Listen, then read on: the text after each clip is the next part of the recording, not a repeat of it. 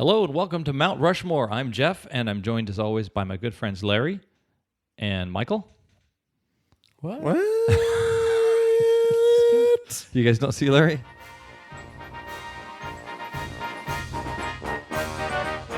Hello and welcome to the Mount Rushmore podcast. My name is Jeff, and I'm joined as always by my good friends Richard. Hello. And Michael. Howdy. Richard and Michael, they like to fight. I like to put my hands between them and say, break it up, you wise guys. Come on. Let's fight like gentlemen on a podcast. And history was made in entertainment. And this week we're discussing the Mount Rushmore of Grandmas in pop culture. This was my choice. And now that I think about it, I don't know why I chose it, other than I love my grandma. That's sweet. And grandmothers in fiction and comedy and popular culture and life are always really colorful, and they don't have the responsibilities necessarily of your parents, and they have a wisdom that goes way far beyond, and often their teeth fall out and they're senile and stuff like that. So, and since we think mothers are grand, and this is a Mother's Day episode, we chose grandmothers as our topic. Nailed it. So I would like to choose as the person who is going to begin this, the person who is named Michael Winfield, because M and mother start with the same letter. Okay. So my first pick is the grandmother from Little Red Riding Hood. Which Ooh, that's very iteration of all of the iterations of it? Just that grandma. Just that grandma. Yeah, this was my fifth one. I took this off at the last minute, so this is a good choice. Are you serious? Both of you chose this kind of the figure of that character? Well, I didn't choose. I was going to. Oh. But then I realized how stupid it was. Okay. Okay, don't give him any points for I was going to. Like, so when you're judging this later, okay, and Richard's like, oh yeah, do that. Oh yeah, I almost chose this I don't know. one Do you as like well, it? Do you like it? Then I almost chose it. Yeah. Good job, Richard. Mm-hmm. When I was thinking of grandmas for this, I was thinking, well, who is most representative of someone who's very sweet and kind, even though she's just kind of old and sickly and lives in the woods and makes her granddaughter hike all the way through the woods. We have some things to discuss about the grandmother. She might be a little shady. Where's the mother? Yeah, well, hey, where's the mother? Yep. Where's anyone else in the family that they're making like a 10-year-old girl? Yep. Why is she living out in the woods all by herself? Well, she has the plague. Oh, is that what it is? You think? Oh, Yeah. okay. So they're letting. I'm sure in the original Grimm's fairy tales, or even the ones that predated that by a couple hundred years, they had to. The Black Death. They probably had a number of children.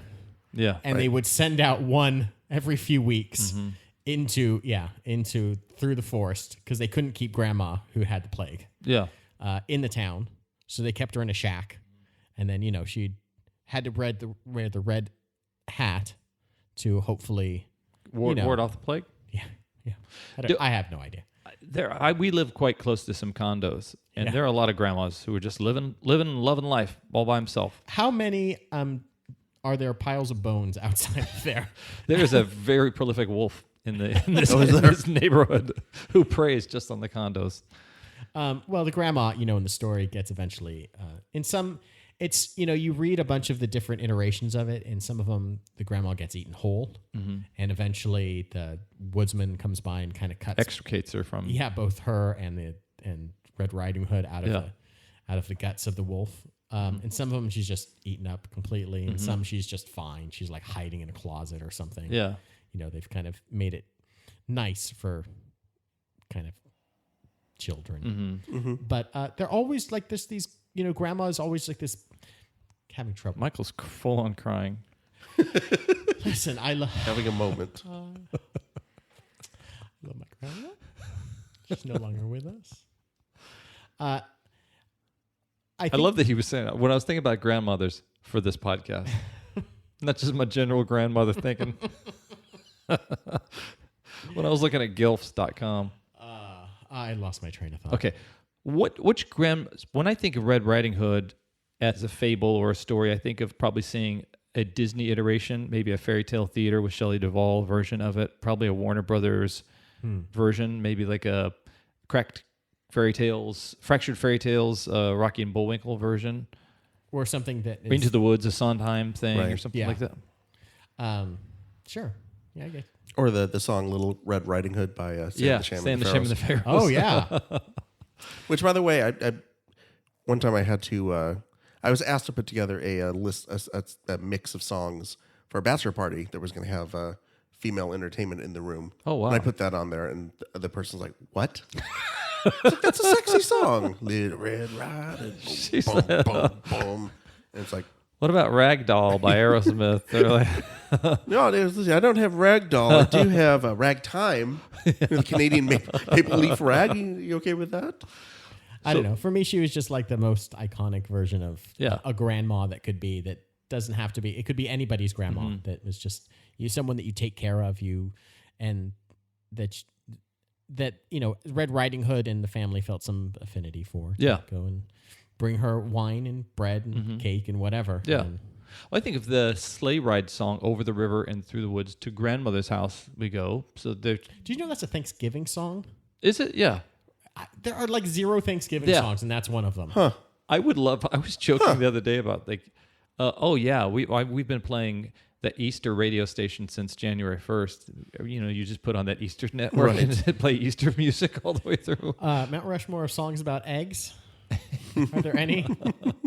Egg Raid on Mojo by the Beastie Boys. Yeah. Well, I'm albums. the Eggman. I mean, albums. Wilco. Is there a Wilco album? It's like An Egg is Born or something an egg like is that. born. Oh, I'm sorry, everybody. We just really, this thing is off the rails. falling apart. Okay, no, with clever editing and some more echo filter. This will be okay. So coming out with Grandma, and now Richard. So my first one's a slightly different take. I'm going with Olivia Foxworth from Flowers in the Attic. I don't know it. You don't know Flowers in the Attic? No, I think that was the book that kids had in junior high that they were reading. Yeah. No, you weren't reading in junior high yet? Not novels that girls would read. No. Huh, okay. What is the character? The character is basically Is it a grandma? monster Is it Oh, a wow. grandma? of a grandmother who keeps her grandkids locked in a bedroom and Oh, doesn't wow. let them leave. Oh wow. Okay. The whole story is set up by through a series of events. The mom winds up going to live with her family, but she doesn't want her estranged dad to know that she has kids. Oh. So then they wind up keeping the kids in the closet because he's dying. So they basically keep them in a room. Oh wow. And the grandmother is this like Christian monster who believes that they're all sinners and beats them and cuts their hair short. And Oh, God. is just literally as awful of a person as you could possibly imagine. And I was also kind of upset because it turns out that the kids are the product of incest Oh. because of their mom. One of the big reveals early in the book is that the mom and the dad had passed away, but they were like he was like her half uncle, I think, or something like that. Okay. So it was like sort of incest, not real incest, sort of incest. Yeah. So happy Mother's Day, everyone. We have children getting eaten by wolves, grandmothers getting incest. eaten by wolves, and incest. So, Yeah. Well, that's creepy. Yeah, and she winds up trying to help her daughter to kill the kids by feeding them rat poison cookies. Wow. Not Just made, was this made into a movie? It was made into a movie a couple of times. Oh wow. Then one in the 80s, and I think Lifetime did one like 3 years ago. Mm-hmm. And I to be fair, I think I saw the movie once, probably the first one from the 80s. I know so many of our friends, Michael, female friends, who went nuts. We're like counting down the days until the new version of Flower of the Attic came out. Like had parties to watch it. No. Who? You think they're trapped in the closet? I'm R. Kelly. I'm always thinking of Trapped in the Closet. No, like Jen Lloyd and Valerie. I got to accost them about that. Yeah, you really should. They don't listen to this podcast. No, That's cool. 100% they don't. Okay, Michael, what's your second? Okay. When I think of grandmas, I think of Yeah. big black men dressed up as a grandma. Sexy. So my pick is Larry Johnson as Grandmama Oh, from wow. the Converse commercials from the 1990s. Very nice. Larry Johnson was the number 1 overall pick, selected by the Charlotte Hornets. Boring sports. Sorry, Browntown. And he was approached as the number 1 overall pick by Converse, saying, "We want to do a commercial with you."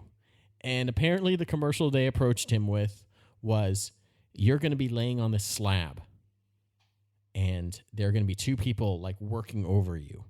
And it's going to be like a Frankenstein's monster sort of thing. And the 2 people that they pull back to reveal are Magic Johnson and Larry Bird. So Larry, and then they bicker over naming what they should name him because his name is Larry Johnson. And he comes up and he's like the perfect What a nightmare this is. Nightmare basketball fuel. machine. You know, this perfect basketball player, this creation. Yeah. So of course he signed with them for like a $1 million shoe contract.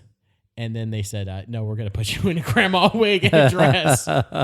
And he was stuck doing commercials as this character of Grandmama, who was basically him in a bad wig and a bad dress. And he would just dunk all over fools on these Converse commercials. And I love just the image of him as this kind of this wild basketball playing 21, 22-year-old kid who was suddenly cross-dressing and had this character that would kind of follow him for the rest of his career. Was this after Spike Lee had kind of brought in some humor to it, do you think? It was after that. It was, probably slightly after that, because I think like the Jordan commercials for Nike were probably 89, 90. So it was right in that Spike Lee, because when was Do the Right Thing? That was probably 91, so right in his heyday. But yeah, he was just like this goofy character in a dress, dressed up like a grandma. That it's funny when it was probably the first thing I thought of when you suggested this. Was it really? I was just like, Grandmama. Oh, I know what I'm gonna do. Yeah, Grandmama. And it was like in that weird sort of like Converse, right? Yeah, and they were trying to create something that was had their to version of MJ. Yeah, of like the Spike Lee kind of MJ commercials. They had to compete with that, and then they had like Little Penny and the Penny Hardaway commercials. Voiced by Chris Rock. Yeah, it was a good time for basketball shoe commercials. Yeah, it was Did Reebok have any good commercials? I'm trying to think. Well, they had the pumps. Did they have had the Reebok pumps with Charles, David Robinson? Did they have? Was the Charles Barkley ones? I'm not a role model. Was that Reebok? It might have been Nike, and it might have been him dunking on Godzilla, because he had a big basketball game where it was Charles Barkley versus Godzilla. God, the commercials used to be so Remember good. K-Swiss just had that guy yodeling the whole time? Yeah. That's good stuff. Remember L.A. Gear just had a guy in Los Angeles with a lot of gear. Yeah. Remember Capa just had to go with 2 heads? Richard, your second. Looked it up. I can confirm it was a Nike commercial. Okay. With Charles Barkley. Yeah. Not a Taco Bell commercial with Lamar Odom. Okay, so my second one, I am going with Grandma Moses, the folk art painter. Oh, right on. Oh, cool. So Grandma Moses. Was she related to Moses? Moses Malone. She was actually related to the basketball player. His grandmother. Okay. Took up painting at the age of 76. Had kind of lived her life, kind of lived on a farm, and I think had like embroidered her whole life, and then she hits her mid 70s and her arthritis starts acting up, and she can't really embroider and do that sort of stuff anymore. So someone suggests that she takes up painting, and winds up becoming perhaps the most famous folk art artist of the 20th century. Outside of maybe, I don't know, Norman Rockwell. And they were neighbors, by the way, which is interesting. Was that right? Yeah. Does these paintings. So she's selling these paintings for like $3 to $5 each, just, to people in the village where she lives. And one day a art collector, Louis Caldor, shows up, and there are paintings that she had made that were just for sale in the local drugstore. He buys a bunch of them, takes them back to New York, comes back again, kind of encourages her, gets her work started, just gets her work in some galleries in New York, and just sort of like blows up from there. And they're great paintings. They are these very flat, they almost look like Peter the Elder. Michael, you're an art major, so you might have a perspective on that. Well, she didn't have much perspective. Which is funny. She did not have much perspective. Thank you. Nailed it, everybody. Art jokes. We got them. So, yeah, these paintings were very much the lack of perspective. Kind of everything looks like it's just flat on a piece of paper. But these, most of these were sort of kind of recreations of her time growing up on farms. A lot of works were kind of people out in the fields or people out, in the woods somewhere doing work, and winds up becoming a. No pictures of her being eaten by a wolf. No, she was never eaten by a wolf that I know. Let me see how she died. Yeah. Check, and she did not die of being eaten by a wolf. Winds up becoming not just a celebrity in the art world, but just in a celebrity in general. Winds up, goes on these talk shows in the 50s. Winds up getting awards from Harry S. Truman. And when Truman gives you an award, Oh, yeah. baby, you made it. Yeah. And winds up painting until her death at age 101. Wow. Yeah. So how old was she when she started? 76. Man, like a 30, Yeah, I mean, that's... like a 25-year long career is still pretty good. Yeah, especially when you start at 76 with no training. Yeah. And also, after a shorter period of time, her arthritic right hand started acting up, so she had to teach herself how to do it left-handed. She was better than us at stuff, so. is what I'm saying. Wait, was she white? Let me Well, check. there you go. Oh, damn.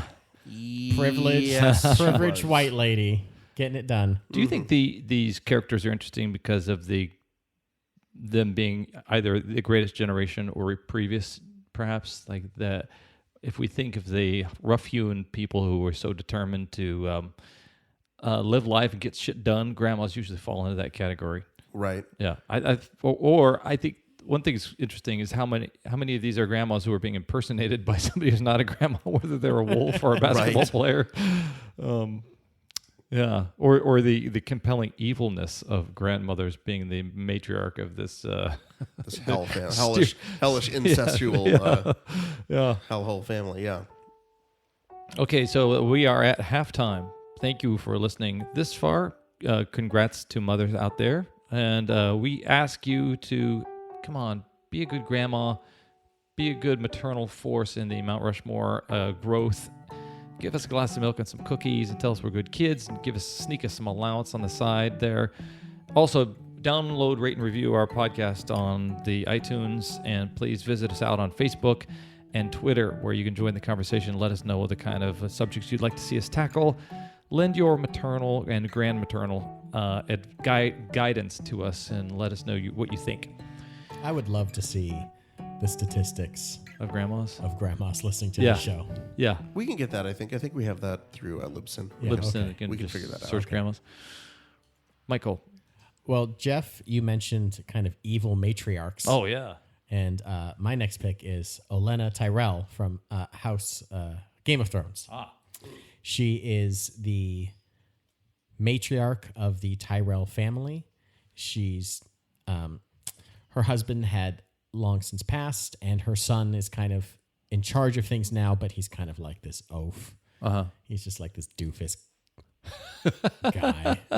But her daughters, or her son's daughter and her son's son, she very much cares for. She's big on family. I think all the characters in Game of Thrones are big on kind of protecting their family and making sure their family crest and their family house, survives. And she, of all the characters on TV, she's played by Diana Rigg in the show. Oh yeah. She reminds me of my grandma. Oh. What? No, my grandma was the matriarch of our family. She passed away about 8 years ago. And she was very sharp-tongued and very quick-witted and very good at, like, cutting you down with her words. But she was also very caring. She also cared about you very deeply. But she was one of those... I think grandmas can get to a certain age where they just become truth tellers. Yeah. And it's... No fucks given. Yes. Yeah. Right. Yeah. And this character very much reminds me of my grandma Sonia. And in the series, she's constantly plotting, as they all are, to kind of make sure that her house survives. And she helps in the assassination of an evil, awful king. And she tries to get her, basically to protect her granddaughter. she sees how awful she's supposed to be married to him, and she gets her out of that situation as best as she could. And she does it over and over, trying to kind of save the lives of her grandchildren.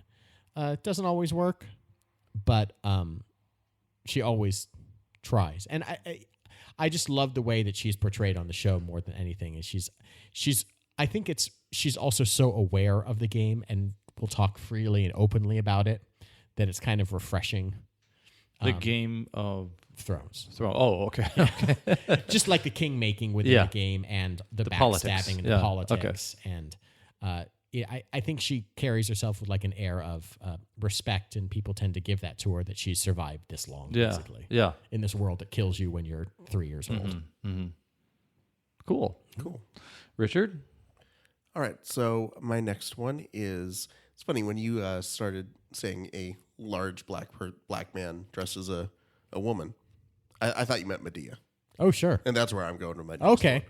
So Tyler Perry's Madea. I've never seen a single Tyler Perry movie. Let me check. Are you white? Yes. Okay, then no, you've never Well, seen we can that. talk about our good friend Scott Jones, who I think has Has actually seen one. a number of them. I feel like we should patch him in for the white person who has seen Tyler Perry we movies. also have a friend, Ashley Love Smith, who kind of bemoaned yeah. that she would always get asked about them, like she was the representative. I believe, didn't Scott go with Ashley to go see the Madea movie? That all sounds entirely That's very possible. possible.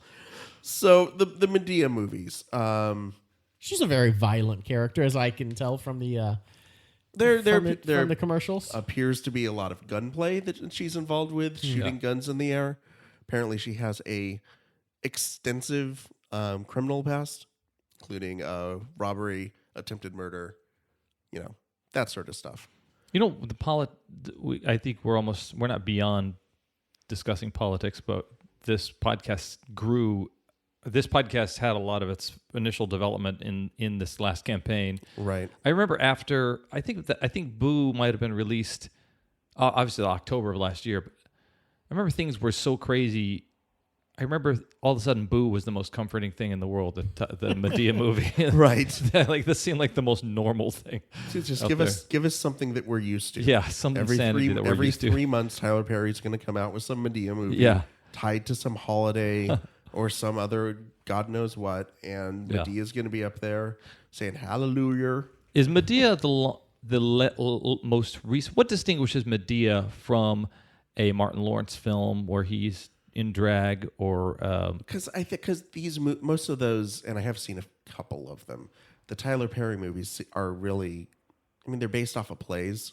Yeah. A lot of times it's these plays, and the movies tend to have a religious overtone or very like ham-fisted morality. Yeah. And so the Madea character is like the comic relief, who also sometimes is there to give like the life lesson, sort of thing. But I think that's the difference, is that these movies are also meant to carry these like moral, have these moral overtones. They're usually young people who are engaging in questionable relationships, or being challenged by what life throws at them. And Madea is the voice of wisdom. Right. With a gun? With a gun. With a gun. Right. Okay. It's amazing how like much this character has permeated like just pop culture. Like everyone knows the instantly Madea recognizable, character. Yeah. We all know the Madea character. And we're like, okay, I don't know that we've actually, I think maybe I've seen most of one on cable one time, because I was like, oh, let's see what it is. And it was fun. It wasn't good, but it wasn't like She started awful. out in another movie though. Like what was her origin? Didn't she start out as just like a side character and then kind of took over the franchise? Yeah, probably something like that. I think she started off in whatever the Diary of a Mad Black Woman. Okay. But it started off, she was in a bunch of plays that Tyler Perry did before that.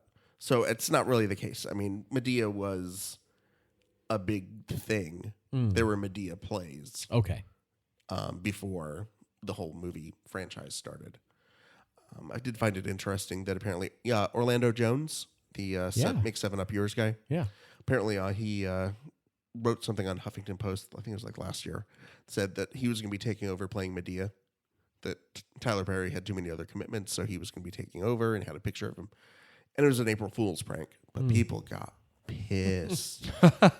Like people were like legit upset at him, and like Tyler Perry apparently didn't think it was a great joke. It's like, well, Madea's gonna die with me and no one else, and he shouldn't have done that. It's like, he wasn't in on it. No, he wasn't. He wasn't in on it, and was. Oh, that is funny. Was kind of pissed off about it, and it's like, there's no character. That's a little bit precious, isn't it? Yeah, I mean, shouldn't it just be funny and that's it? Yeah, you're. Isn't Madea like James Bond, where they pass it on to a new actor every 10 years? Yeah, I would think. Yeah. Yeah, and yes. Yeah. Okay, Michael. My final pick is the grandma that got run over by a reindeer. The poor lady. From the Elmo and Patsy song. Grandma got run over by a reindeer.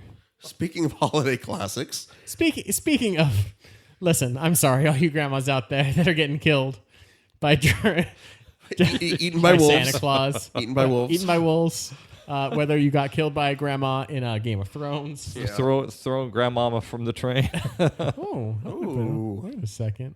That was, this song came out in like 1979, and in the span of a couple of years became just kind of an instant comedy classic Christmas song.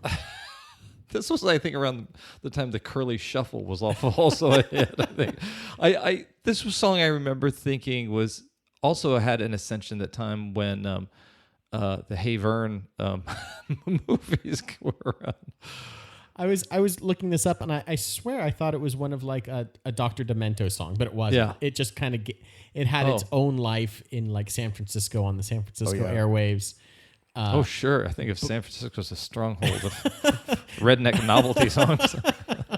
Is it Ray Stevens from San Francisco? Or is he really the streak? Boogity, boogity. Who are Elmo and Patsy?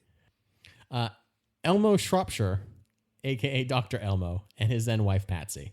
Oh. I don't know if the success of this song split them up, but they soon after split up. Oh, yeah. I don't even remember her singing in the song, but I think that they recorded it together. Yeah.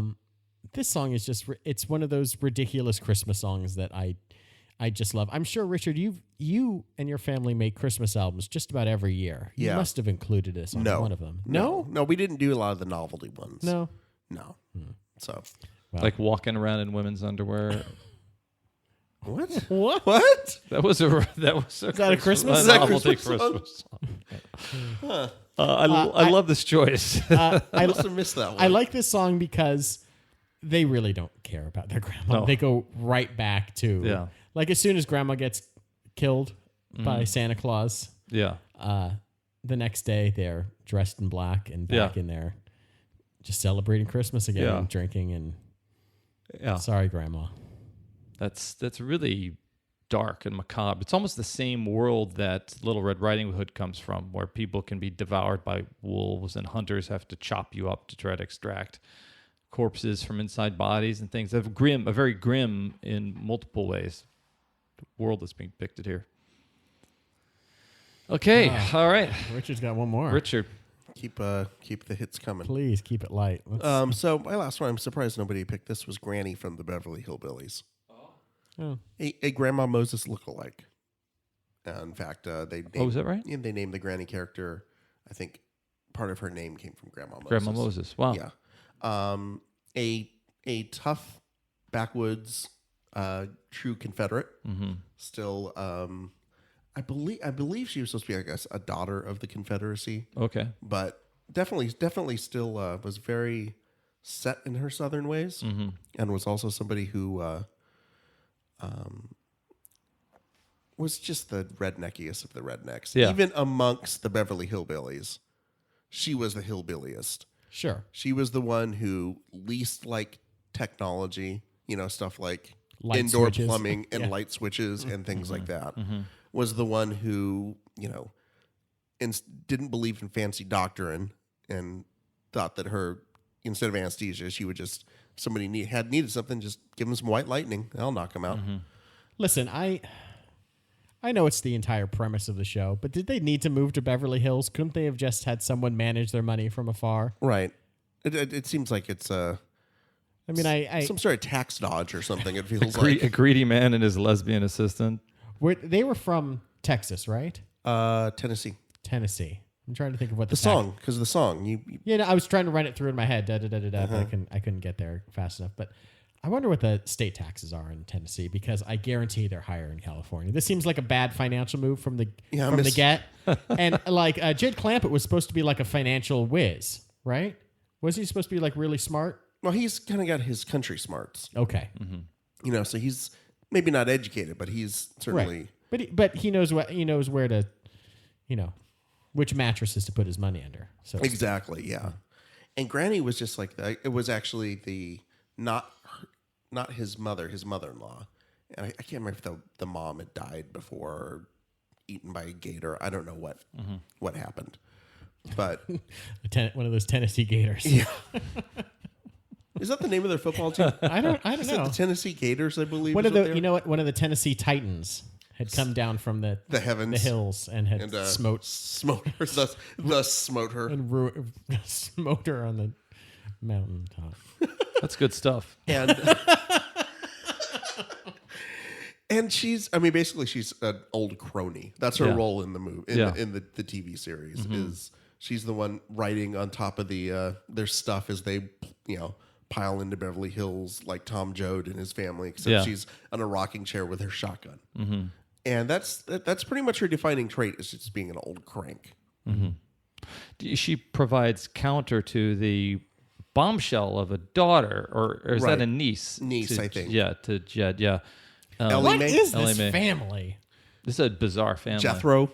God, I love Jethro. He was always into the cool shit. Like he wanted to be a beatnik or a secret agent. Or a rock star or star, something. or like pitched Major League Baseball. Like he had some cool shit that he was into. Right. Yeah. Wait, okay. So let's figure out this family tree real quickly. So Okay. we'll start with the centerpiece is obviously Jed. And so Granny was his wife's mother. Is that right? Okay. Yes.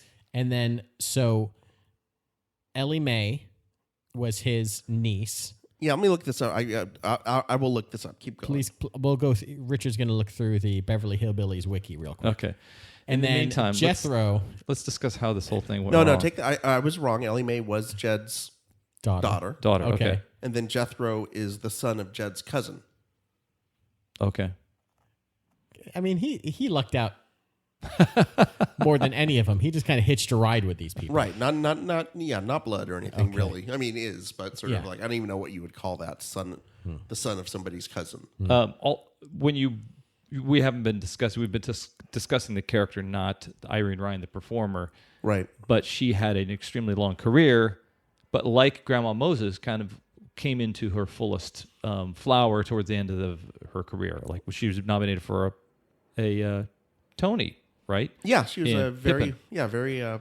popular Broadway actress in her later years. Would she have been if they had done the Golden Girls? Then would she have been on? She would have been like The goldenest. one of the four Golden Girls. She would have been the grandma one. Yeah. Estelle Getty.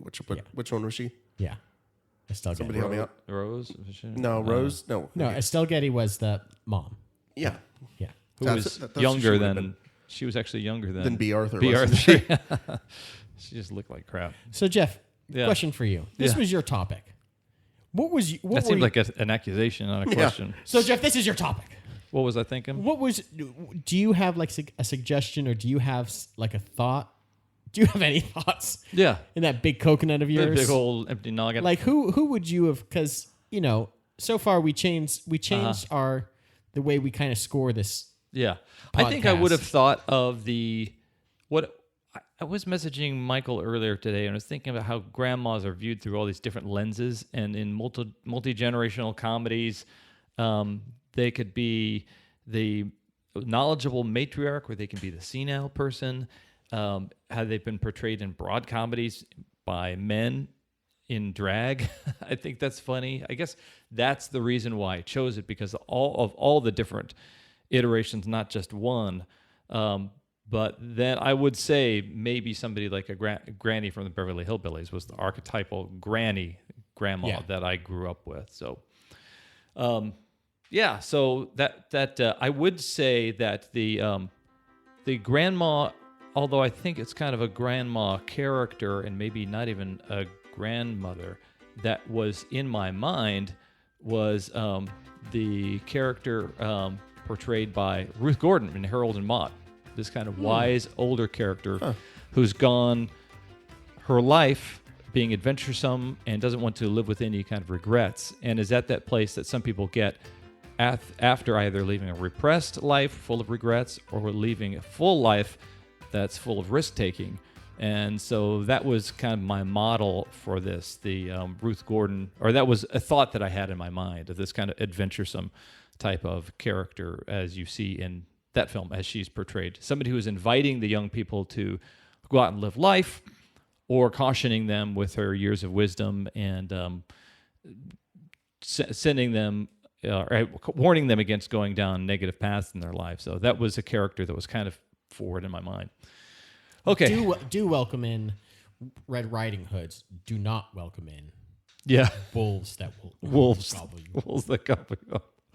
Okay, so this was really challenging because each of you did a really great job of picking diverse choices. You each picked a person in drag, a young person who was playing an older person, who was playing a woman, who was playing a grandmother, and Richard, you were able to. Well, you both chose from literature in that you chose Red Riding Hood and chose Flowers in the Attic. What I think was really cool is that Richard, you chose a real person, and that was Grandma Moses the painter. So I'm going to do something a little bit unorthodox here, something I haven't done in a while, and I'm going all Richard this time around. So Richard's choices were Olivia Foxworth from Flowers in the Attic, were Grandma Moses from Life, were Granny from Beverly Hillbillies, and were Madea from the. So I feel like Madea was kind of like a, oh my God, kind of this is so seeped into pop culture right now as the grandma that it'd be hard not to choose that. But I gotta say, there's an honorable mention to be given out, and that is to the most I've laughed in a long time is when you said the grandma of grandma got run over by a reindeer. So Michael gets an extra point just for being the person who made me laugh so much pizza came out of my stomach. Yeah, you should probably clean that up. Yeah, I gotta clean it. It's on the microphone. This has been the Mount Rushmore podcast. I am usual as Jeff. I'm Richard. I'm Michael.